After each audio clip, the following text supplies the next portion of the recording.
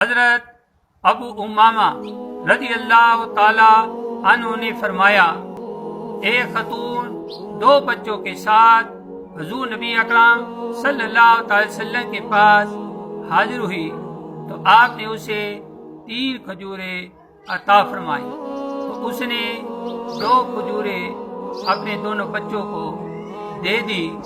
پھر ایک بچہ رویا تو اس عورت نے تیسری کھجور کے 2 ٹکڑے کیے اور ایک ٹکڑا دونوں بچوں کو دے دیا۔ یہ دے کر حضور نبی اکرم صلی اللہ علیہ وسلم نے فرمایا، عورتیں بچوں کو شکم میں رکھنے والی، جنم دینے والی، اولاد پر رحمت والی ہیں۔ اگر وہ اپنے خاوندوں کی ناشکری جیسے گناہ کا ارتکاب نہ کریں تو نماز پڑھنے والی عورتیں بغیر حساب کے پہلے جنت میں داخل ہو جائیں۔